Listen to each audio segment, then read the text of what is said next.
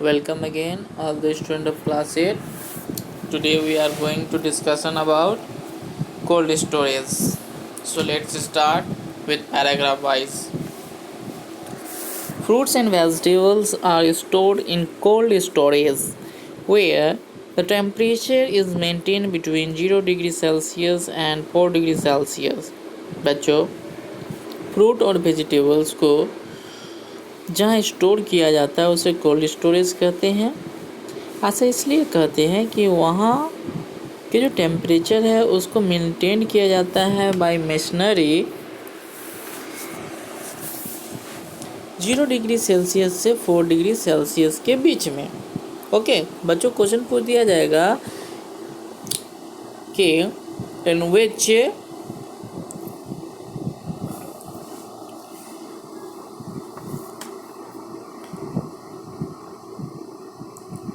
condition of temperature which is maintained in cold storage, तो आपका answer क्या हो जाएगा 0 degree Celsius to 4 degree Celsius. Okay, this decreases the growth of microorganism. बच्चों, इसी के वजह से ये जो माइक्रो ऑर्गेनिज्म है इसका ग्रोथ नहीं हो पाता, यानी कि ठंडे के समय में जो माइक्रो ऑर्गेनिज्म है वह क्या नहीं कर पाते हैं, अपने आप को डेवलप नहीं कर पाते हैं। ठीक है, क्योंकि ठंडे के दिनों में मॉइस्चर की कमी होती है, सनलाइट नहीं मिलता है ना। जबकि माइक्रो ऑर्गेनिज्म के डेवलपमेंट के लिए क्या चाहिए, इसको मॉइस्चर चाहिए और हीट चाहिए। ठीक है, जिस वजह से ये अपने आप को डेवलप कर पाते हैं। तभी गर्मी के सीजन में अधिक हमें माइक्रोब्स, गर्मी और बारिश के सीजन में, ठीक है, गर्मी भी रहे और बारिश भी हो तो ज़्यादा माइक्रो ऑर्गेनिज्म डेवलप हो जाते हैं। Okay, it is also stop the enzymes present in the fruit and vegetables for spoiling them. बच्चों,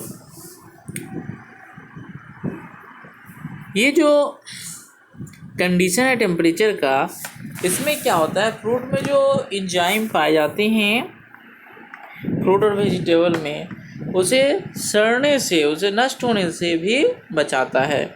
however if the temperature become too low, the stored fruit and vegetable can get destroyed. बच्चों, यदि cold storage का temperature और अधिक कम कर दिया जाए, ये सफिशियंट है 0 degree Celsius to 4 degree Celsius, अगर इसे कम कर दिया जाए तो पूरी तरह से क्या हो जाएगा, नष्ट हो जाएगा, डिस्ट्रॉय हो जाएगा। ठीक है, the other thing that has to be controlled in the cold storage is humidity. बच्चों, कोल्ड स्टोरेज में ह्यूमिडिटी को भी कंट्रोल किया जाता है। The humidity is kept pretty high because fruit and vegetable lose moisture when the humidity is low. बच्चों, जब humidity लो होता है तो फ्रूट और वेजिटेबल अपने मॉइस्चर को ख़त्म कर देते हैं, नष्ट कर जाता है उसका, जिस वजह से वे डिस्ट्रॉय हो सकते हैं। इसलिए मॉइस्चर को भी मेंटेन करने के लिए कोल्ड स्टोरेज में ह्यूमिडिटी को भी मेंटेन किया जाता है। ओके,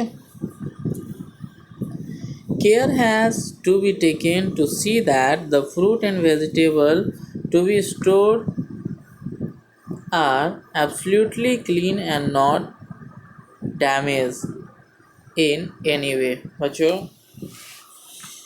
कोल्ड स्टोरेज में फ्रूट और वेजिटेबल का बराबर देख रेख होती रहती है ना। उसकी साफ़ सफाई का भी विशेष ध्यान रखना होता है। समय समय पर उसे एक एक करके चेक किया जाता है कि कहीं कोई सड़ तो नहीं रहा है। अगर सड़ रहा है यानी कि रोटेन हो रहा है तो उसके वहाँ से हटा दिया जाता है।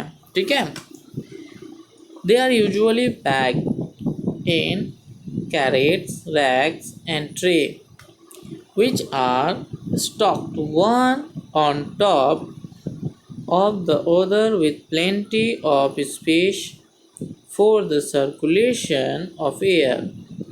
The cold storage has to be kept clean and the doors must not be opened too often. बच्चों, ये जो हमारे फ्रूट और वेजिटेबल कोल्ड स्टोरेज में होते हैं, इसे कैरेट्स, ट्रे, इन सभी चीज़ों में रखा जाता है ताकि इनको उठा के रखने में आसानी हो, साथ ही साथ वन एक के ऊपर एक टॉप में रखने में भी सुविधा हो और आने जाने के लिए जगह भी बचा रहे, साथ ही साथ हवा के भी सर्कुलेशन के लिए जगह हो। इसी के लिए यहाँ पे इसको हम ऐसे ही नहीं ढेरों में रख के इसको हम कैरेट्स में रखते हैं या ट्रेज में रखते हैं, ठीक है। और कोल्ड स्टोरेज के जो गेट्स होते हैं, डोर होते हैं, ये बार बार खोले या बंद नहीं किए जाते हैं। एक बार बंद हुआ तो फिर कुछ समय के बाद ही, यानी कि कुछ घंटों के बाद ही उसे हम ओपन कर सकते हैं, ठीक है। नहीं तो सारा गैस बाहर चला जाएगा और बाहर का गर्म हवा अंदर चला जाएगा, जिस वजह से टेम्परेचर क्या हो जाएगा, एडजस्ट नहीं रह पाएगा और हमारे जो वेजिटेबल और फ्रूट्स है वो स्पॉयल हो जाएंगे। ओके, उम्मीद करता हूँ आपके लिए यह वीडियो हेल्पफुल रहा होगा बच्चों। इस तरह से हमारा बस नेक्स्ट एक और टॉपिक ही बचा हुआ है, फूड फ्रॉम एनिमल्स, तो हमारा चैप्टर 1 कंप्लीट हो जाएगा। बच्चों आप अच्छे से पढ़िएगा, ठीक है। Thank you.